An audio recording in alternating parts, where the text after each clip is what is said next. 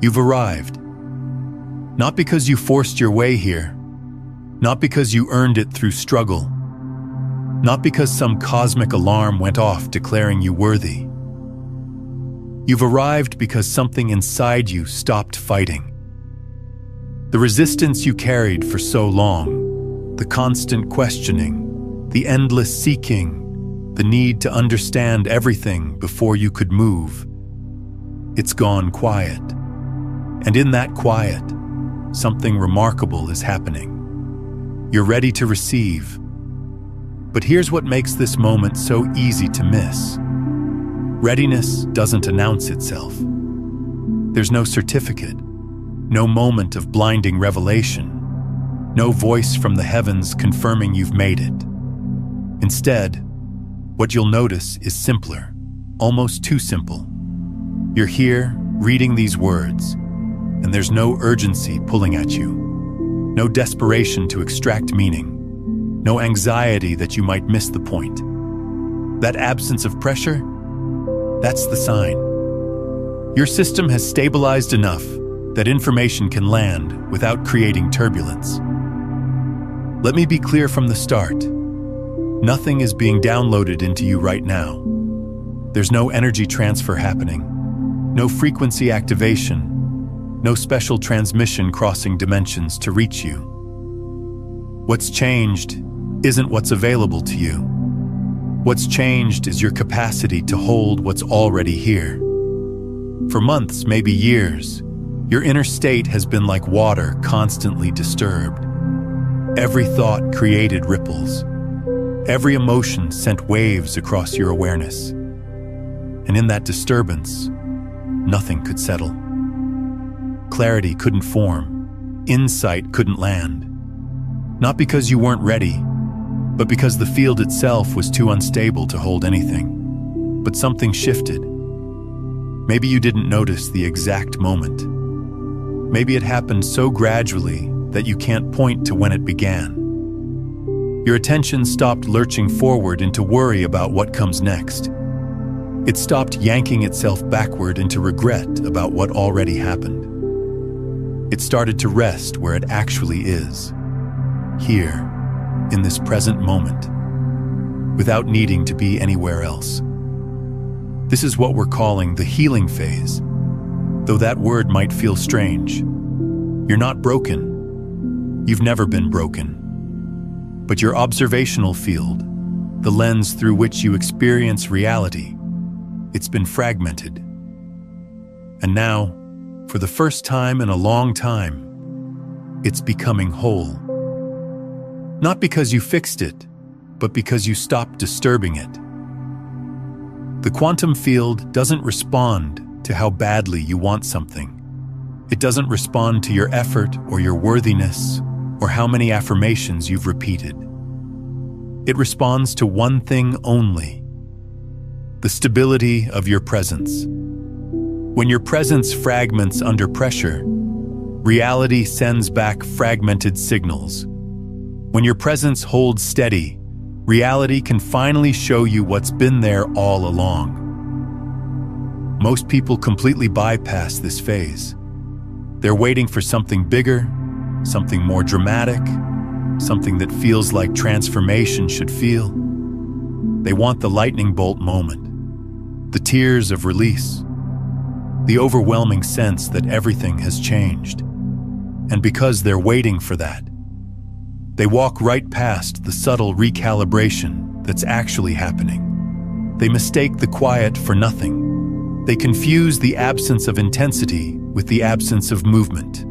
But you're different. If you're still here, if these words are landing without creating a need to do anything about them, you're in a different position than you were before. You've crossed an invisible threshold, not into a new level, not into some elevated state, into readiness. The readiness to receive what you've been asking for without collapsing under its weight. Reality doesn't send you what you can't hold. It's not withholding blessings or testing your patience. It's waiting for your field to stabilize enough that what arrives doesn't immediately scatter. And now, quietly, without fanfare, that stabilization has occurred. Your healing phase has begun. Not because you're starting to heal, but because you're finally stable enough to let healing complete itself. What happens when the observer stops breaking itself?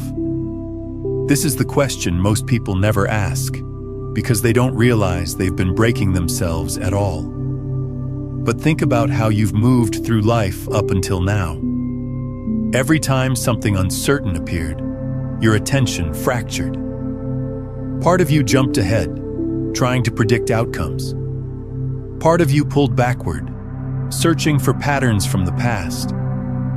Part of you stayed frozen, analyzing whether you were safe enough to proceed. This splitting of attention, this fragmentation, it's what creates the sensation of being stuck, confused, overwhelmed. The field can't respond to fragmentation. It needs a unified point of observation. Not a perfect point, not an enlightened point, just a point that isn't constantly dividing itself against itself. When that unity forms, even temporarily, reality begins to reorganize around it. Not because you're manifesting or attracting or vibrating at a new frequency, because you've finally stopped introducing static into your own signal. Most of the noise you've experienced in life didn't come from outside circumstances. It came from your own observational field collapsing and reconstructing itself multiple times per minute. Each collapse sent out a distorted signal. Each reconstruction tried to compensate for the last distortion. And in that continuous cycle of breaking and rebuilding, clarity was impossible. You weren't receiving garbled messages from the universe. You were receiving clear messages through a garbled receiver. But now something's different. The receiver has steadied. Not through force, not through practice, not through techniques, through exhaustion. You got tired of maintaining the fragmentation, tired of trying to hold yourself together, tired of monitoring every thought and emotion to make sure you were doing it right. And in that exhaustion, you accidentally let go of the very thing that was creating instability. What you'll notice first is a change in your inner rhythm. There's a pause now, barely perceptible, between something happening and you reacting to it. You don't create this pause through discipline. It appears on its own when the compulsion to immediately interpret everything begins to fade. In that pause, the healing phase does its work. Not healing from trauma, though that may happen too. Healing from the habit of self-interference. You're no longer rushing to understand, no longer rushing to decide, no longer rushing to make meaning out of every sensation, every thought, every moment of uncertainty. The mind that once needed instant answers to feel safe has gone quiet enough to allow actual information through. And actual information doesn't come as stories. It comes as knowing. Complete, wordless, requiring no explanation. This is cognitive awareness in its purest form, one of the three channels through which the stabilized observer receives. Information simply arrives whole. There's no building up to it, no deductive reasoning, no connecting dots. You suddenly know something you didn't know before, and that knowing doesn't create excitement or urgency. It just sits there, stable, available whenever you need to reference it. Many people dismiss this because they're conditioned to value emotional knowing. The kind that comes with chills, tears, a sense of profound meaning. But emotional knowing is often the mind creating drama around information it doesn't trust yet. True cognitive awareness is calm, almost boring, and you move forward, and there's no story attached to the knowing. The second channel is spatial awareness. This one's harder to describe because it doesn't operate in words or images. It operates in felt geometry.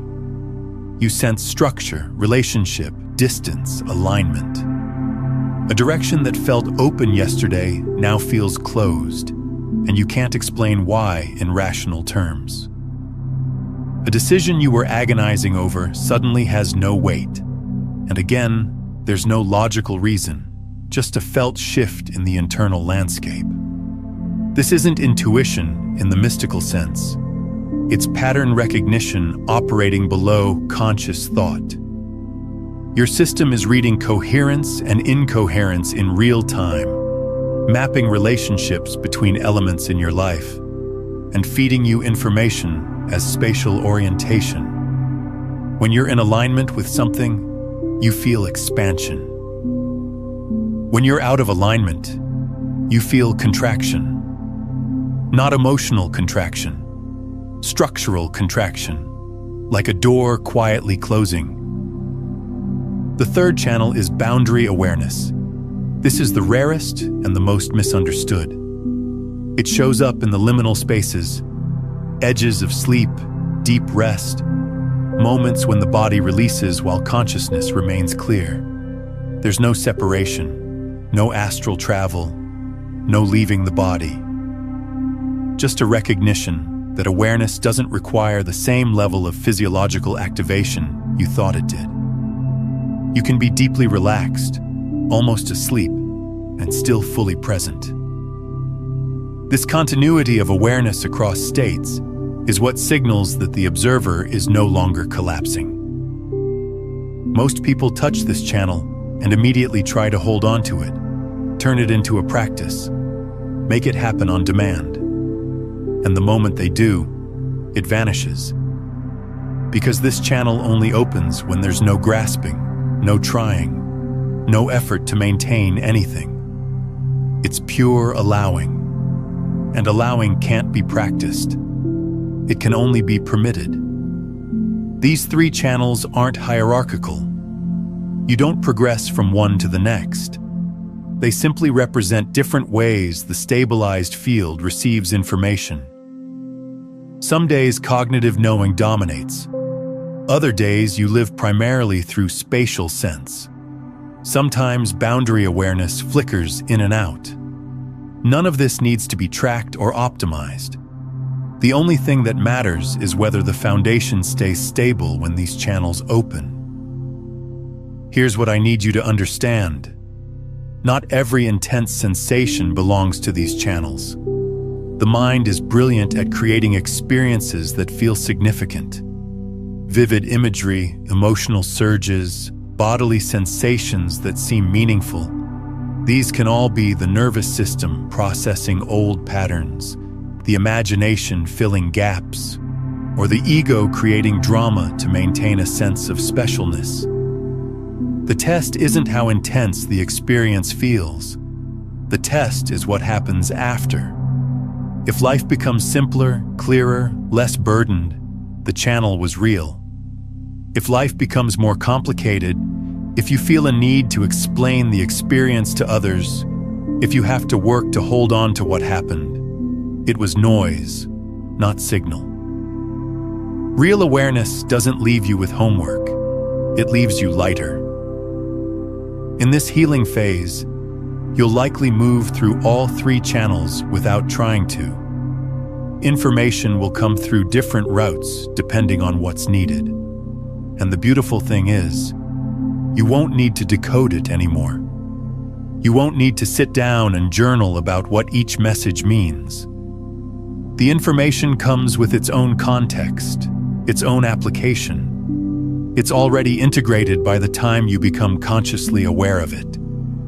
This is what it means to be stable enough to receive. Not that you're receiving more, but that what you receive can actually land without being distorted by your own interference. The healing isn't about fixing what was broken. It's about no longer breaking what's whole. Every spiritual teaching tells you to let go, release, surrender. But what they don't tell you is that trying to let go creates the very tension you're trying to release. It's like trying to relax by commanding yourself to relax.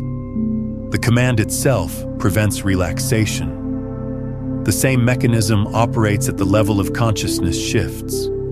You cannot force yourself into readiness. You cannot manufacture stability through effort. Effort, by its very nature, creates instability. Here's the paradox at the heart of transformation. The moment you try to reach a state, you confirm that you're not already in it. That confirmation creates separation, and separation creates tension, and tension fragments your observational field. So you're using the very mechanism that prevents arrival to try to arrive. For years, you've been taught that change requires discipline, practice, commitment. And in the material world, that's often true. You want to build muscle, you lift weights consistently. You want to learn a language, you practice daily. Linear progression works for linear goals, but consciousness doesn't operate linearly.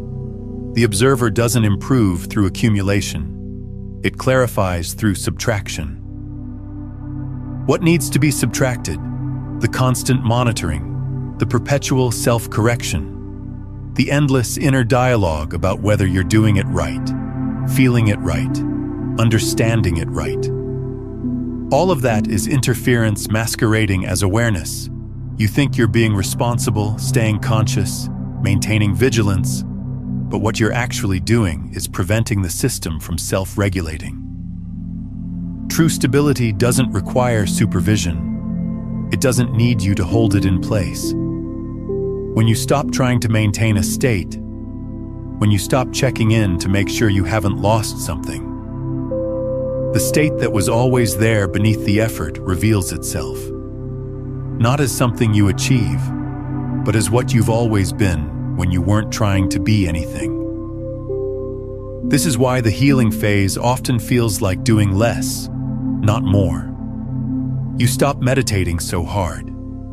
You stop affirming so desperately.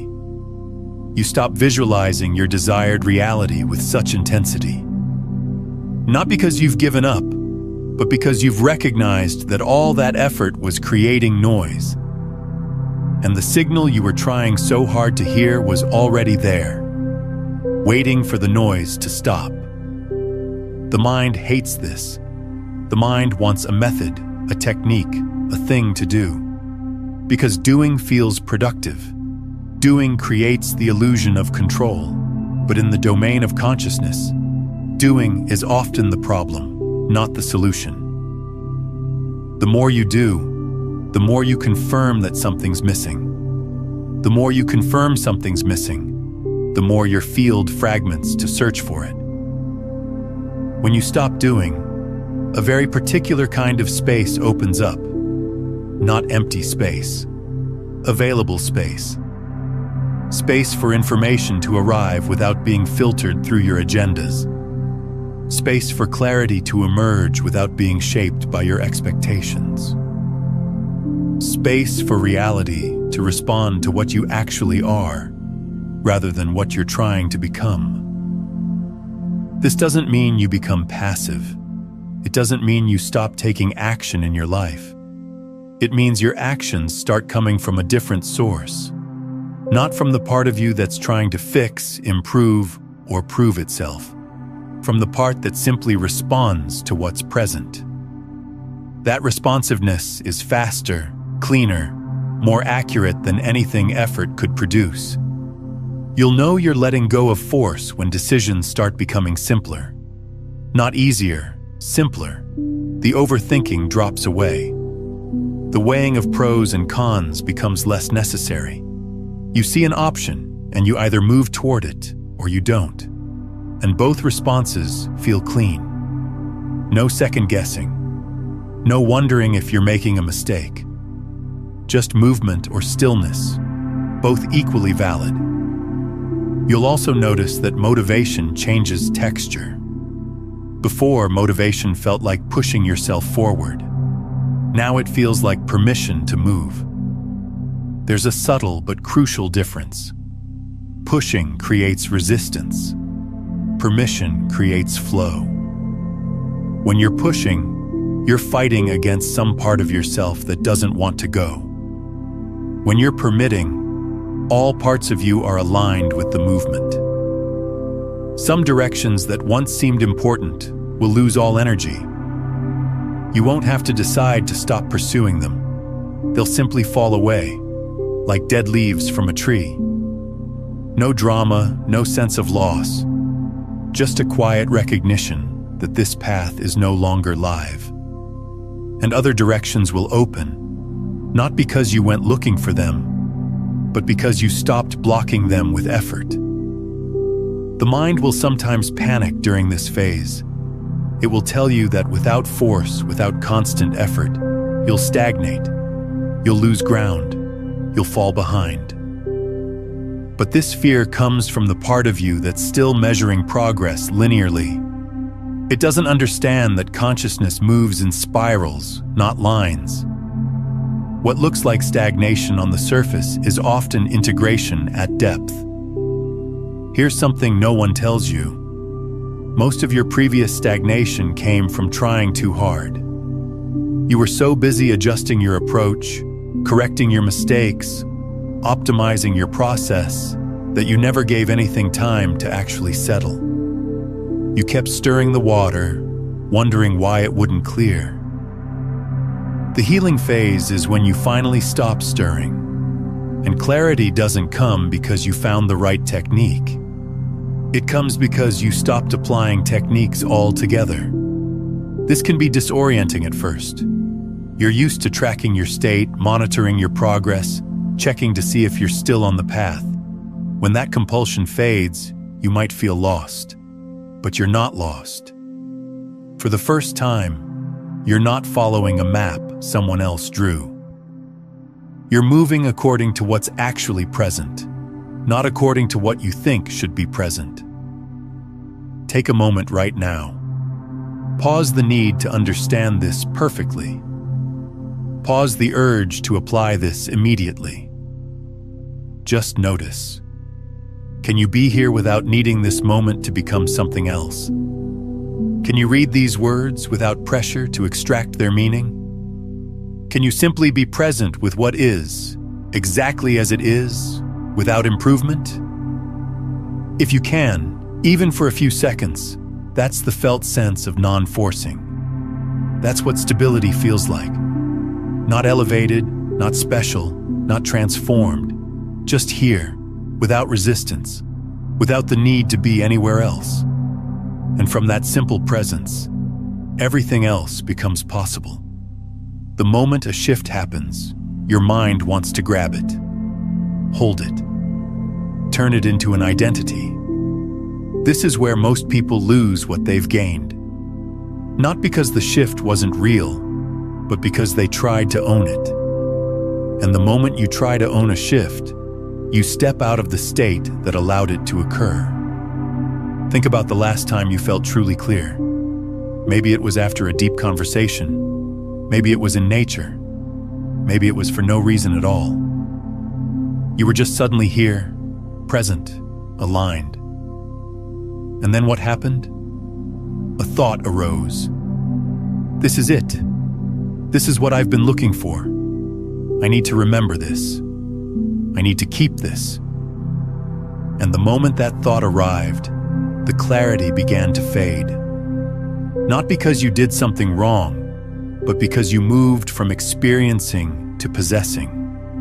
You moved from being the space where clarity exists to being someone who has clarity.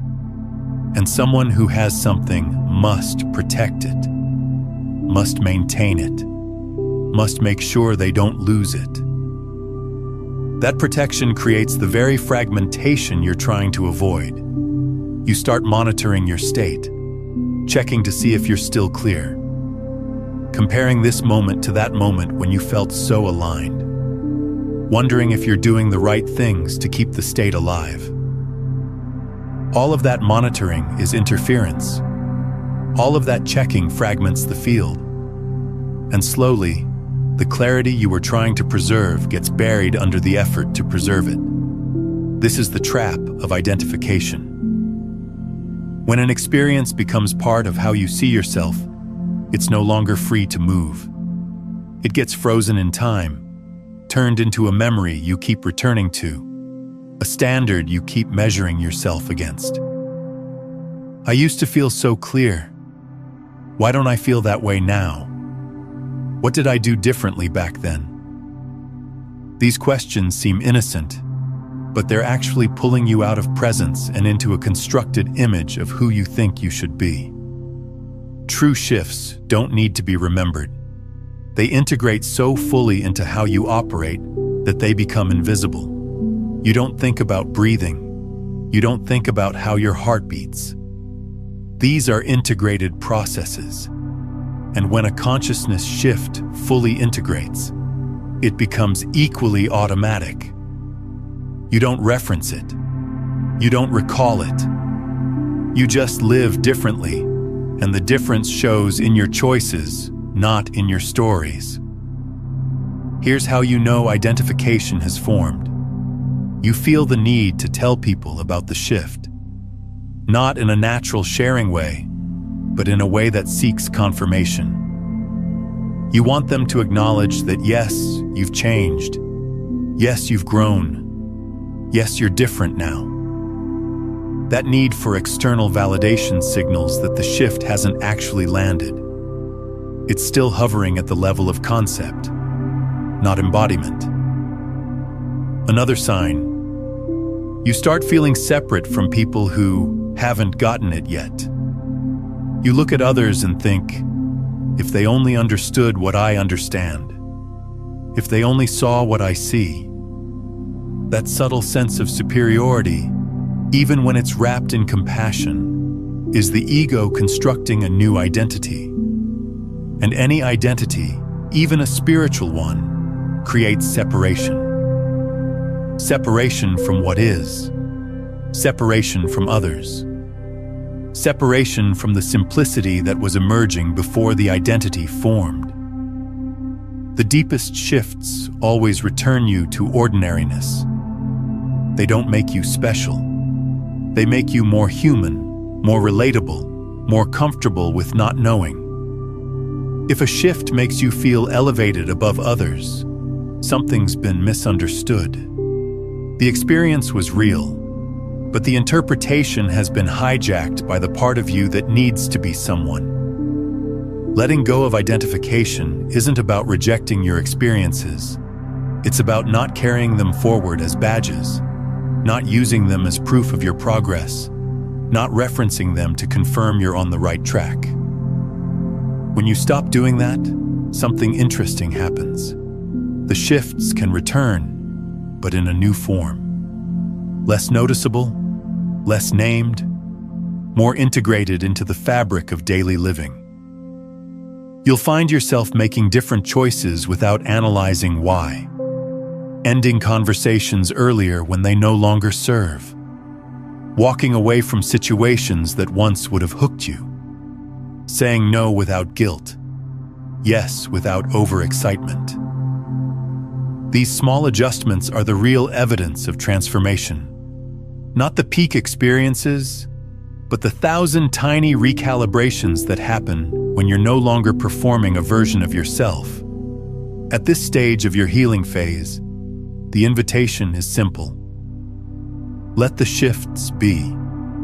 Let the moments of clarity come and go without trying to capture them. Let yourself change without announcing the change. Let growth happen so quietly that even you don't notice it until you look back months later and realize you're no longer living the same way. When you drop the need to be someone who has shifted, you become available to actually shift. Not once, but continuously. Not into a new fixed state, but into an ongoing fluidity that responds to life in real time. This is what stability actually means. Not holding a particular state, but being flexible enough to move with whatever's arising without losing your center. If you're listening to this and feeling like you're becoming less instead of more, like you're losing ground instead of gaining it, that's actually a positive sign. The inflation is leaving. The constructed spiritual identity is dissolving. What remains when all of that falls away isn't nothing. It's the actual you, the one who doesn't need to be impressive, doesn't need to have it figured out, doesn't need to prove anything to anyone, including yourself. And from that humble, ordinary ground, real transformation becomes possible. Not because you're trying to transform, but because you've stopped preventing transformation by trying to own it. Reality doesn't move at the speed of expectation. This is what creates most of the confusion in the healing phase. You've stabilized, you're ready to receive, and then nothing dramatic happens. No sudden windfall, no instant manifestation, no radical restructuring of your external circumstances. And the mind starts to wonder, did I do something wrong? Am I actually ready? Was this whole thing just a story I told myself? But here's what's actually happening. Reality is responding. Just not in the timeline you imagined, and not in the way you expected. The response comes first as reorganization, not as reward. What no longer fits starts to fall away. What does fit begins to reveal itself, but slowly, subtly, through opportunities you would have missed before because you were too busy looking for something bigger. The first change you'll notice is in how you approach decisions. Where you used to stand paralyzed by options, weighing every possibility, trying to predict outcomes, now you find yourself moving through choices with surprising ease. Not because every choice feels obviously right, but because you're no longer pulled by the secondary fears that used to dominate. Fear of missing out, fear of making mistakes, fear of what others will think. Those fears don't disappear entirely. They still arise, but they don't take control anymore. They pass through like weather, and underneath them, you sense what actually fits for you in this moment. That sensing doesn't come with guarantees. It doesn't promise that this choice will lead to success or happiness. It simply indicates alignment. This way has energy, that way doesn't. And you trust the information enough to move. Reality responds to that trust. Not immediately, but cumulatively. Each time you honor the quiet knowing instead of overriding it with logic or fear, the field registers that you're listening. And slowly, the feedback becomes more precise. Clearer signals, earlier warnings when you're drifting off course, faster confirmation when you're aligned. But here's where people often stumble. They expect reality to respond with additions, new opportunities, more abundance, better relationships. And sometimes that happens. But more often, reality responds with subtractions. Things that were barely holding together finally break. Relationships that survived on momentum alone naturally drift apart. Jobs that tolerated your presence but didn't truly value you suddenly become intolerable. This isn't punishment. This is precision. Reality isn't taking things away to teach you a lesson. It's removing what was blocking clearer alignment. But the mind, conditioned to see loss as failure, panics. I thought I was ready to receive. Why is everything falling apart? Everything isn't falling apart. What wasn't built on stable ground is finally being revealed as such. And that revelation, while uncomfortable, is deeply productive. Space is not the same as emptiness. When something falls away, it leaves space, and space allows for more precise movement. You're no longer navigating around structures that don't serve you. You're no longer spending energy maintaining situations that were slowly draining you. The energy returns, not dramatically, but you notice you're less tired, less scattered, more available for what actually matters. Reality also responds through friction. This confuses people because they think alignment means everything should flow smoothly. But alignment doesn't remove all resistance. It makes misalignment visible much faster. Before, you might stay in a misaligned conversation for hours before feeling drained. Now you feel the drain within minutes. That's not regression. That's increased sensitivity. Your system has become precise enough to detect incongruence early. The gift of early friction is that you can course correct without massive loss. You don't invest months in a project before realizing it's off track. You don't stay in relationships years past their natural end.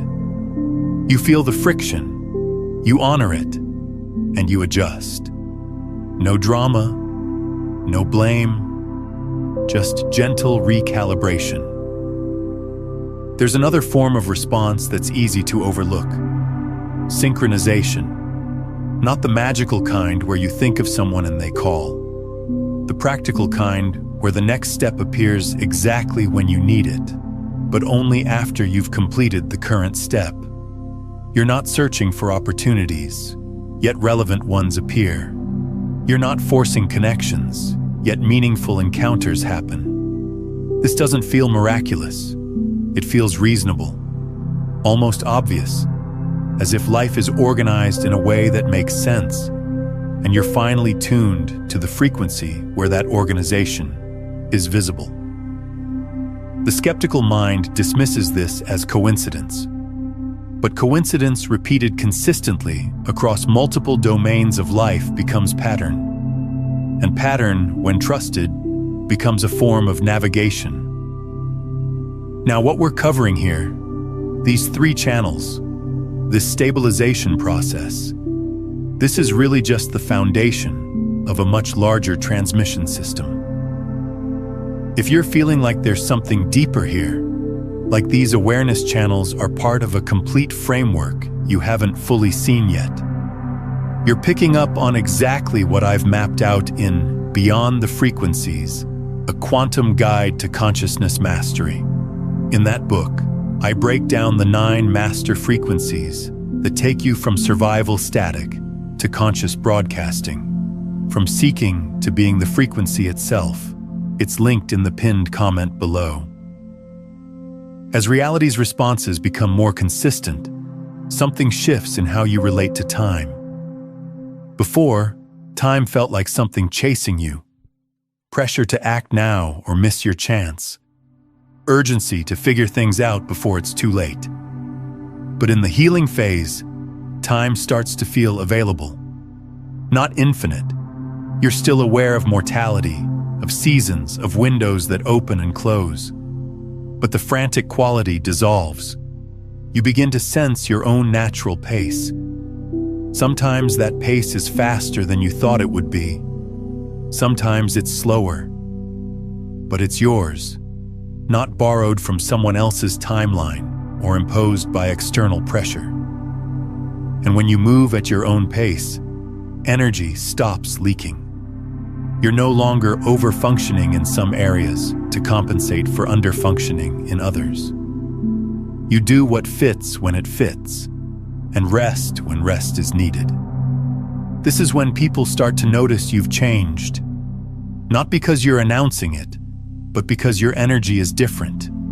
You're less reactive, less available for drama, less interested in performing, more direct but not harsh, more boundaried, but not defensive. The change shows in micro behaviors, how quickly you end phone calls, how much you share in casual conversations, what you say yes to, what you quietly decline. Reality has responded, not with a single dramatic event, but with 1,000 small adjustments that accumulate into a completely different trajectory. You're still living your life. Still working, relating, functioning. But the internal experience has shifted from forcing to flowing, from managing to allowing, from controlling to responding. And the beautiful thing is, you don't need to understand how it happened. You don't need to track every variable, decode every signal, explain every change. you simply notice that life feels different, lighter, more honest, less effortful. And that difference, unspoken and unclaimed, is the most reliable evidence that your healing phase is doing exactly what it's designed to do. When the internal timeline stabilizes, the external world doesn't suddenly announce that you've arrived.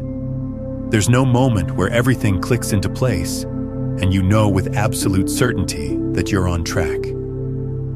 What happens instead is far more subtle, and because it's subtle, most people miss it entirely.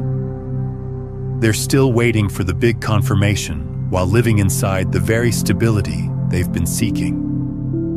The first indicator is the disappearance of urgency, not ambition. You still have desires, intentions, directions you want to move toward. But the frantic undercurrent that used to pulse beneath everything you did, that constant whisper of, "Hurry up or you'll miss it," that voice goes quiet. You still move forward, but you're no longer running from the fear of being left behind. This shift in urgency changes how you experience daily life. Small tasks that used to feel heavy with implication, replying to messages, making decisions, choosing what to focus on, become simple again. You respond when you respond. You decide when enough clarity has arrived. You focus on what's in front of you without constantly wondering if you should be doing something else instead. Alongside this comes a clearer sense of direction, not a 5-year plan, not a detailed map of where you'll be and who you'll become. Direction here means something simpler. You know where you are now, and you can sense what the next step is. Just the next step, not the whole staircase. And that's enough. You're no longer trying to see the entire path before you're willing to take a single step. This creates a different relationship with uncertainty. Before, not knowing felt dangerous. It meant you might make the wrong choice, waste time, end up somewhere you didn't want to be. Now, not knowing feels neutral. Some things are clear, some things aren't, and the unclear things don't create the same level of anxiety. You trust that clarity will arrive when it's needed, not before. Your information diet changes too. You'll notice you're consuming less content, less scrolling through perspectives, less searching for the next insight, less collecting tools and frameworks and teachings. Not because you've learned everything, but because you're no longer in deficit. You're not trying to fill a gap. When information is genuinely useful, you receive it. When it's just noise, you sense that earlier and move on. Discernment gets sharper. You can feel the difference between content that actually serves your current phase and content that's just stimulating your mind without adding value. This isn't judgment. You're not labeling things as good or bad. You're simply more attuned to what fits and what doesn't. And what doesn't fit loses its pull naturally. The emotional landscape shifts as well. Emotions still move through you. Sadness, joy, frustration, excitement. But their intensity becomes proportional to what's actually happening. Small disappointments don't spiral into narratives about your worth. Small wins don't get inflated into proof that you finally made it. Things happen. You feel appropriate responses. The feelings move through and complete themselves. This proportionality is one of the clearest signs of timeline stability. When the observer is stable, emotional reactions match the actual significance of events. You're no longer amplifying or minimizing based on old patterns. You're responding to what is, not to what your history told you it means. Another overlooked change. The need to perform drops away. You stop trying to demonstrate that you're awake, evolved, conscious, on the path. Not because you're hiding, but because there's nothing to prove. You don't need others to validate your state. You don't need to remind yourself that you've changed. The changes show up in behavior so naturally that you barely notice them yourself until something from your old pattern would have triggered you and you realize it didn't. You responded differently without planning to. You'll also find yourself more comfortable with questions that have no immediate answer. Where you used to rush to fill gaps with speculation or planning, now you can let questions sit. "I don't know yet" becomes a complete sentence, not a problem to solve. And in that spaciousness around not knowing, actual answers have room to emerge when they're ready. Time itself feels different. Less like something chasing you, more like a medium you move through at your own rhythm. You're aware that windows open and close, that seasons change, that there's a natural timing to things. But you're not controlled by urgency anymore. You don't feel like you're running out of time. You feel like you're inside time, working with it instead of against it. Effort changes texture too. You still work, still focus, still apply energy to projects and goals. But the effort is clean now. No underlying strain, no pushing against yourself. When you're done working, you can fully release without needing hours to recover. You're not depleting yourself and then scrambling to refill. You're moving with sustainable energy. When friction appears, and it will, you don't interpret it as failure anymore. You treat it as information. This direction isn't flowing. This conversation isn't serving. This approach isn't working. The friction tells you where adjustment is needed, and you adjust earlier, more gently, with less loss.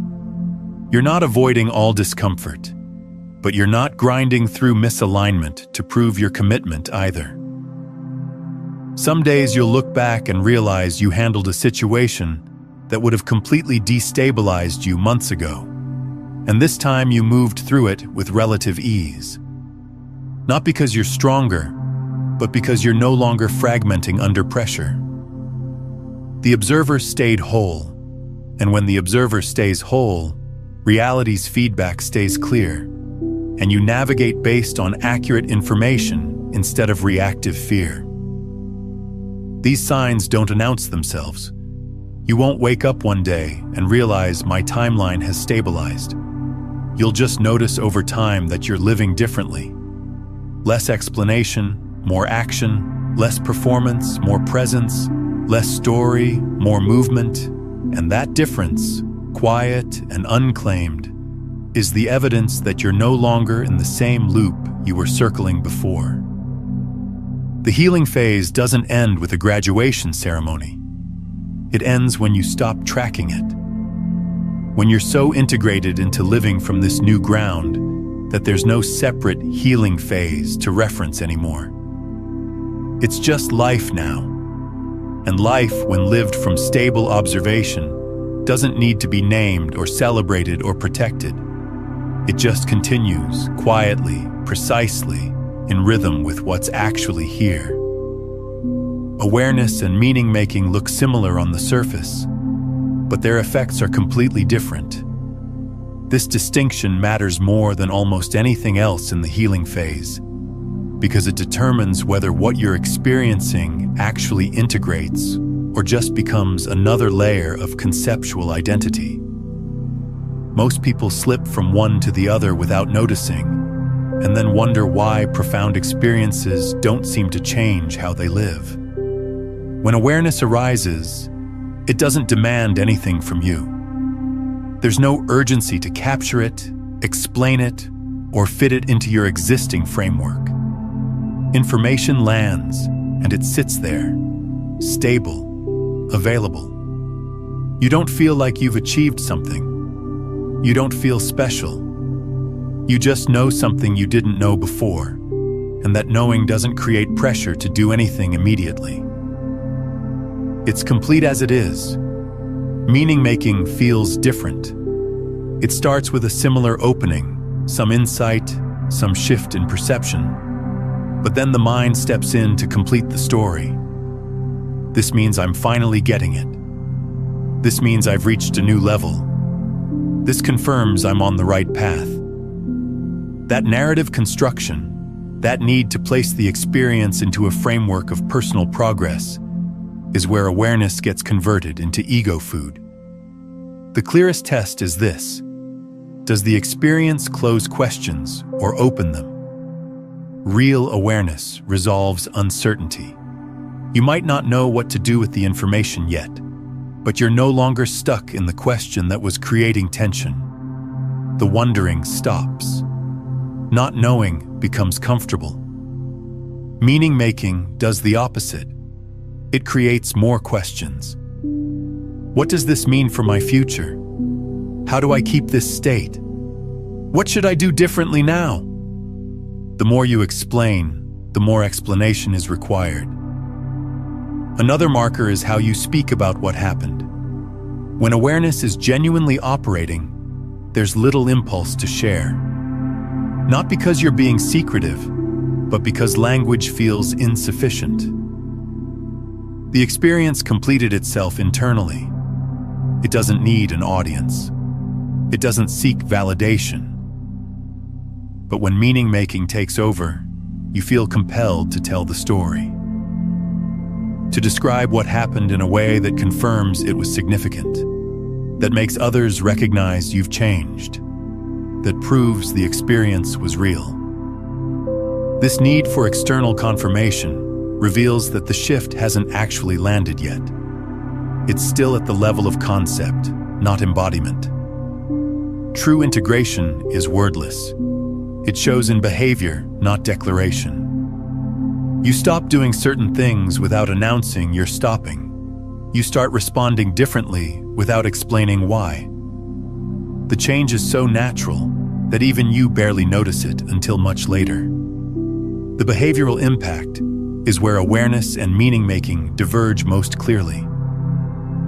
Awareness simplifies how you act. Fewer unnecessary conversations. Earlier exits from situations that don't serve. More selective use of time and energy. These adjustments happen organically, without internal negotiation. Meaning-making creates performative behavior, changing how you present yourself, adjusting your speech patterns, curating an image of who you think you've become. That performance requires constant maintenance, and anything requiring maintenance isn't stable. Here's what the mind does brilliantly. It builds frameworks that sound completely reasonable. It creates explanations that feel true. It constructs meaning that seems to fit. But reasonable doesn't equal accurate. The mind can justify almost anything if it serves the need to feel like progress is happening. Real awareness doesn't need reasonableness. It needs operational consistency. Does life actually get lighter? Do contradictions actually reduce? Is there less internal friction? If yes, awareness is present. If no, you're living in well-constructed meaning. One of the subtlest signs of awareness versus meaning-making is what happens to self-monitoring. When awareness integrates, you track your state less frequently. You're not constantly checking in. Am I still clear? Am I losing it? Am I doing this right? You return to living, and within that living, clarity expresses itself through ordinary moments. Meaning-making increases self-observation. You become hyper-aware of how you're doing, constantly measuring yourself against the image of who you think you should be now. That split attention, one part living, one part watching, is fragmentation disguised as self-awareness. Imagination isn't the enemy here. Imagination serves creativity, vision, possibility. The problem emerges when imagination fills in what isn't clear yet, when it completes stories before the actual ending arrives. Awareness can hold not knowing without discomfort. Meaning-making needs an answer, any answer, to resolve the tension of uncertainty. So the mind fabricates meaning to soothe itself, and that fabricated meaning becomes a filter that distorts everything that comes after. There's a capacity that develops as you distinguish these two. The ability to catch yourself right before the mind completes the story. Not to stop it forcefully, but to recognize the movement toward meaning-making early enough that you can simply pause. In that pause, the compulsion to explain usually fades on its own. You don't have to fight your imagination. You just stop letting it lead. As this distinction becomes clearer, you interpret less and live more. Not because you're becoming unconscious or indifferent, but because you're trusting reality's self-correcting nature. When coherence is maintained, you don't need to assign significance to every fluctuation. Some experiences matter, some don't. Some leave traces, some pass completely. And not everything has to become part of your personal mythology. This creates a particular kind of freedom. You're no longer carrying yourself as a project under construction. You're not measuring where you are on some imagined path. The path continues, but it doesn't need constant evaluation. Awareness doesn't accumulate, it updates. Each update clarifies the present moment. It doesn't add to your conceptual understanding. It removes what was obscuring direct perception. When you trust this process, you become less attracted to promises of deeper, higher, more intense experiences. You stop seeking peak states and start valuing baseline precision. Precision isn't dramatic. It doesn't create stories worth telling. It simply fits. It works. It allows life to function with less friction. And that friction reduction is worth more than 1,000 transcendent moments that don't actually change how you move through daily existence. Awareness doesn't need protection from imagination. It only needs to not be interfered with. When left alone, it stands on its own foundation. When it stands, it stops needing names, labels, explanations. At this point in your healing, the question shifts from, "What did I just experience?" to, "Is life operating with less resistance?" If the answer is yes, awareness is doing its work. If the answer is no, you're likely spending too much energy maintaining the story of awareness instead of living from it. This doesn't diminish the journey. It makes it real. Real shifts don't require belief. They don't require memory. They don't require you to hold on to them. They integrate so completely into how you function that they become invisible. And invisible shifts, the ones that leave no trace except changed behavior, are the only ones that last. Before you continue, I want to invite you to do something very simple. Take a moment and leave a comment with just one word. Any word that represents the energy you're choosing to receive in this healing phase. Not what you hope to receive, not what you're trying to manifest. Just the energy you're already becoming available to. Drop one word below. This isn't casual engagement. It's an energetic signature you're placing into the field. A quiet declaration that you're here, present, ready. Your word matters. Leave it below.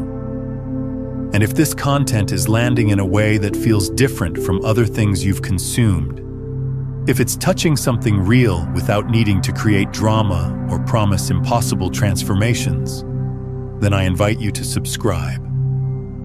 Not just to this channel, but to this conversation. To this space where we're not performing awakening, we're actually living into it. One quiet recalibration at a time. The more of us who stabilize in this frequency, the clearer the signal becomes for everyone else trying to find their way out of the noise. The moment a shift crystallizes, the mind's first instinct is to claim ownership, to convert the experience into identity. This is the trap that catches almost everyone, and it happens so seamlessly that you don't even realize you've stepped into it until weeks later when you notice you're performing a version of yourself instead of living as yourself. Here's how it happens. Something shifts. You feel clearer, calmer, more present than you've felt in months, and immediately a thought arises. I'm someone who's clear now. I'm someone who gets it. I've reached a new level. That thought seems harmless, seems true even. But the moment you identify with the shift, you stop being in the state that allowed it and start being someone who had that state. And someone who had something must now maintain it, must protect it, must make sure they don't lose it. That protective stance creates exactly the tension that fragments the field. You start monitoring. Am I still clear? Did I lose it? What do I need to do to get back there? All of that monitoring is interference. All of that checking creates the instability you're trying to avoid. The shift itself was real. The clarity was genuine. But the moment you turned it into my clarity, into proof of progress, into a marker of who you are, you stepped out of the direct experience and into a conceptual relationship with the experience. And conceptual relationships can't sustain what was lived. One of the clearest signs that identification has formed is the impulse to tell people about the shift. Not natural sharing, not organic conversation. The specific need to describe what happened in a way that gets others to confirm it was significant. You want witnesses to your transformation. You want acknowledgement that yes, you've changed. Yes, you're different now. That need reveals that the shift is still being held at the identity level, not integrated at the being level. Another indicator. You start feeling subtly separate from people who haven't seen what you've seen. You look at their patterns, their struggles, their unconscious behaviors, and you think, if they only understood what I understand now. That sense of being ahead, even when wrapped in compassion, is ego creating a new form of separation. And separation always fragments the field. The deepest shifts don't elevate you. They return you to humanity. They make you more ordinary, not more special. More comfortable with not knowing.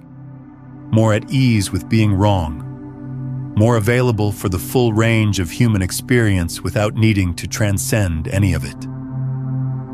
If a shift makes you feel like you're on a different level than others, something's been misunderstood. The experience might have been real, but the interpretation got captured by the part of you that needs to be someone. Letting go of identification isn't about rejecting what happened. It's about not carrying it forward as a trophy, not referencing it to prove you're on track, not using it to confirm you're one of the people who gets it. When you stop feeding the identity, it dissolves naturally. And when it dissolves, something remarkable happens. The clarity can return, but in a completely integrated way. Less dramatic, less named, more woven into the fabric of how you simply are. At this stage of your healing, you might find yourself feeling more ordinary, less special, with less to say about your journey. The mind interprets this as regression. I was doing so well. What happened? Why don't I feel transformed anymore? But what's actually occurring is a return to flexibility, a return to not needing an image to protect, a return to being allowed to not know, to be confused, to make mistakes without it meaning you've lost your progress. These are signs of health, not failure. When you can be uncertain without panic, when you can be wrong without shame, when you can be ordinary without feeling like you've lost something precious. That's when identity has loosened its grip. And when identity loosens, you stop carrying the shift as something separate from yourself. It becomes how you live, unnamed, unmentioned, but present in every small choice. True transformation asks you to subtract, not add. Each layer of identity that falls reveals more of what was always there underneath the performance. More simplicity, more directness, more capacity to respond to what's actually present, instead of what you think should be present based on who you're trying to be. When there's no identity left to defend, observation returns to its natural ground. And from that ground, you can move through life without the constant weight of maintaining an image. You can change without announcing it. You can grow without tracking it. You can live without needing to prove to yourself or anyone else that you're living correctly. And here's what nobody tells you. That's when the real receiving begins. Not when you're trying to be ready. Not when you're performing readiness. But when you've stopped trying altogether and you're just here, available, with no agenda except to respond honestly to what life presents. That's the healing phase at its fullest. That's the ground from which everything else becomes possible. The completion you're looking for won't arrive as a definitive moment. There will be no ceremony, no certificate, no clear boundary between healing phase and healed. What you'll notice instead, probably months from now, is that you stopped asking whether you were still in it. The question became irrelevant, not because you found an answer, but because the question itself completed its function and dissolved. This completion doesn't carry triumph, it carries precision. You won't feel like you've achieved something monumental. You'll simply realize you're no longer efforting to hold yourself in any particular state. The questions that once drove you forward. Am I doing this right? Am I far enough along? Am I finally there? Those questions will have lost their charge. Not because you answered them, but because they stopped being necessary. Life doesn't shrink when this happens. It gets closer. Ordinary moments start revealing a depth you overlooked before. A morning that holds nothing remarkable, yet nothing wrong. A conversation that isn't profound, but isn't false either. A workday that doesn't drain you, but doesn't excite you. And that's perfectly fine. You stop needing peak experiences to confirm you're living correctly. Alignment shows up in the smallest details, and those details don't require commentary. As your presence stabilizes here, something shifts in how you trust. Not blind faith, but trust built from repeated experience that when you don't interfere prematurely, information arrives exactly when it's needed, not before, which would create overwhelm, and not after, which would create crisis. Right on time. This isn't magical thinking, it's pattern recognition. You've watched it happen enough times that you stop second-guessing the timing. You don't need to see 10 steps ahead anymore. You only need clarity for the next one. And consistently, that's what arrives. Stop here, continue there, say no to this, say yes to that. The instructions are simple, almost too simple, which is why most people overlook them while searching for more complex guidance. But simple accumulates. Small, clear choices, made repeatedly over time, create entirely different trajectories. What once exhausted you reveals itself differently now. Most of your fatigue wasn't from the difficulty of tasks. It was from the constant self-correction, the perpetual internal negotiation, the exhausting maintenance of being who you thought you should be. When that maintenance ends, energy returns. Not in dramatic surges, but as sustainable availability. You can engage fully and then release fully, without that residue of incompletion that used to linger for days. You'll notice shifts in how you relate to people too. Not through withdrawal, but through clarity. You no longer feel compelled to explain yourself, convince others, or defend your choices. When alignment is present, you stay. When it's not, you leave earlier and with less guilt. Relationships stop being places to confirm your worth and become spaces to simply be present together. This doesn't create distance, it creates authenticity. Uncertainty becomes less threatening. You can move forward without guarantees. You can make choices without knowing if they're perfect. You can commit to directions while staying open to adjustment. This isn't recklessness, it's fluidity. You're responding to feedback in real time rather than trying to predict and control everything in advance. Mistakes happen, but you recognize them faster. Corrections become lighter. Consequences don't compound the way they used to. Looking back at the entire process, you'll see that nothing was actually added to you.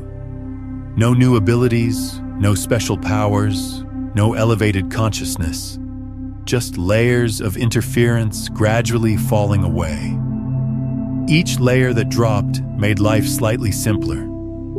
That simplicity isn't poverty, it's precision. It allows your energy to go where it's actually needed instead of scattering across the maintenance of images, states, and stories. True completion feels open, not closed. Open to days that don't require meaning. Open to choices that don't need theoretical justification. Open to living without constantly auditing whether you're doing it right. When the foundation stabilizes, that question disappears. And when it disappears, you don't feel incomplete. You feel light. This doesn't make you passive. It makes you responsive. You're not pushed by fear or pulled by fantasy. You respond to what's present. And because you're responding to what's actually there, rather than what you wish were there, you drift less.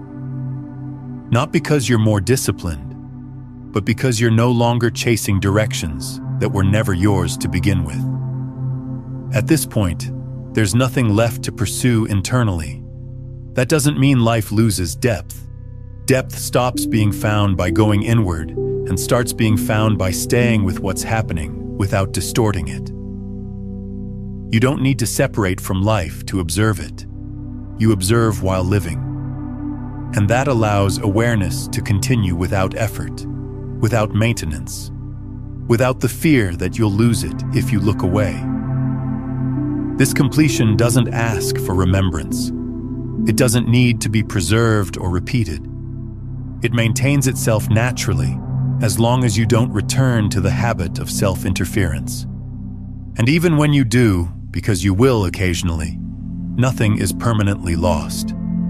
You simply notice the interference earlier and stop. Not to return to a state, but to return to the ground that's been there all along. What remains isn't a conclusion. It's a way of being.